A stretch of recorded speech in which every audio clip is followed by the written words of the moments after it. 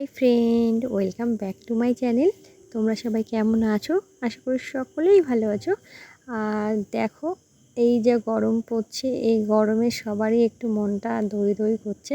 তাই ভাবলাম আজকে বাড়িতেই বানিয়ে নিয়ে যাক মিষ্টি দই। সেই রেসিপিটাই তোমাদের সঙ্গে শেয়ার করো। তোমরা ভিডিওটি দেখতে থাকো। আর দেখো, এইখানে কিন্তু 1 লিটার দুধ আছে, একদম খাঁটি গরুর দুধ। আমার বাড়ির পাশে এক জেঠিমাদের গরুর দুধ এটা। দেখো, দুধটাকে কিন্তু ভালো করে আমি জাল করে নিচ্ছি। আর এদিকে একটা বাটিতে 1 প্যাকেট আমুল দুধ দিয়ে ভালো করে গুলে নিয়েছি।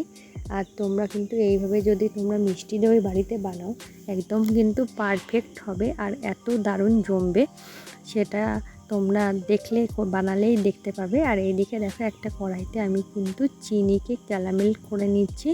আর ক্যারামেল করাটা তোমাদের আর কি বলবো বলো, তোমরা তো সবাই জানো। চিনিকে শুকনো কড়াইতে একটু ভালো করে নেড়ে চেড়ে নিলেই দেখবে চিনিটা গলে যাবে। কোনোভাবেই কিন্তু এই পর্যায়ে জল দেবে না।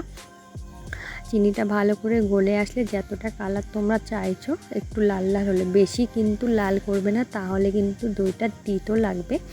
আর আমার এটা দেখতে পাচ্ছ, আমার যেহেতু ননস্টিক করা, সেহেতু তোমরা হয়তো কালারটা অতটা বুঝতে পারবে না, কিন্তু আমার এটা কিন্তু একদম পারফেক্ট কালার চলে এসেছে। আর তোমরাও যদি সেমভাবে কিন্তু বাড়িতে মিষ্টি দই বানাও, তাহলে কিন্তু একদম পারফেক্ট মিষ্টি দই তোমরা বাড়িতে বানাতে পারবে। আর মিষ্টি দই একটু লালচে ভাবটা আনার জন্যে কিন্তু এই ক্যারামেলটা আমি বানিয়ে নিচ্ছি। আর তোমরা যদি না চাও, তাহলে কিন্তু তোমরা এটা না করতেও পারো। আর এদিকে দেখো, এর ভিতরে আমি কিন্তু গরম দুধ দিয়ে দিচ্ছি। প্রথমে দেখবে দুধ দেওয়ার সাথে সাথে কেমন এঁটে এঁটে যাচ্ছে, দেখতেই পাচ্ছ। আমার কিন্তু কীভাবে এঁটে যাচ্ছে, এটা কিন্তু ভয় পাওয়ার কিছু নেই। খানিকটা টাইম যদি তোমরা যখন নাড়াবে, দেখবে ওটা ঠিক হয়ে গেছে। আর অল্প দুধ দিয়ে ভালো করে আগে মিশিয়ে নেবে। যখন মিক্সড হয়ে গেলে সম্পূর্ণ দুধটাকে দিয়ে ভালো করে আগে জাল করে নেবে, সুন্দরভাবে জাল করে নেবে। যতটা সুন্দর জাল করবে, ততটা কিন্তু দই টেস্ট হবে। আর দেখো, যে গুঁড়ো দুধটা আমি গুলে রেখেছিলাম, সেটাও কিন্তু আমি এর ভিতরে দিয়ে দিলাম।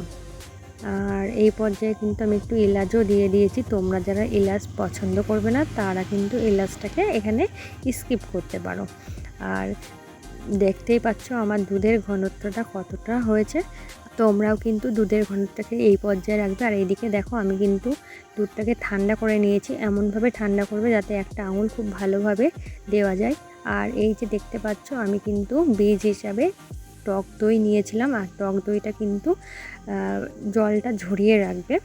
আমি কিন্তু জলটা ঝরিয়ে রেখেছিলাম, ওইটা কোনোভাবে স্কিপ হয়ে গেছে। দিয়ে ভালো করে ফেটিয়ে নেবে, যতটা তোমরা পারো ততটা ফাটাবে, তাহলে দেখবে দইয়ের উপরে যে বীজগুলো থাকে না, যে ডুমডুম, সেটা কিন্তু খুব সুন্দর হবে। আর এদিকে দেখো, আমি কিন্তু রোদ্দুরে রেখেছিলাম 10-15 মিনিটের, আমার কিন্তু দইটা জমে গেছে।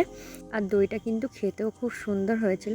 যাই হোক, তোমাদের আজকের রেসিপিটা কেমন লাগলো অবশ্যই আমাকে কমেন্টে জানিও। চলো, তবে তোমাদেরকে একটু দেখিয়ে দিই দইটা কতটা সুন্দর জমেছে।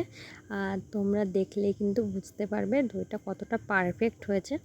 আর দেখো, এইখানে কিন্তু আমি দইটা নিয়ে নিয়েছি। আর দেখো, চামচ দিয়ে কেটে দেখাচ্ছি, দেখতে পাচ্ছ কতটা সুন্দর জমেছে। আর আমার সকল বন্ধুরা, তোমরা সবাই বাড়িতে একবার হলেও এই রেসিপিটা কিন্তু ট্রাই করবে। আর এটা কিন্তু তোমরা একদম পারফেক্ট কিন্তু বাড়িতেই মিষ্টি দই বানিয়ে নিতে পারবে, বাজার থেকে কোনো রকম কেনার ঝামেলা ছাড়াই। যাই হোক, আজকের ভিডিওটি তোমাদের কেমন লাগলো অবশ্যই আমাকে কমেন্টে জানিও। আর ভিডিওটি ভালো লাগলে অবশ্যই চ্যানেলটি সাবস্ক্রাইব করে আমার পাশে থেকো। সবাই ভালো থেকো, সুস্থ থেকো। অসংখ্য ধন্যবাদ।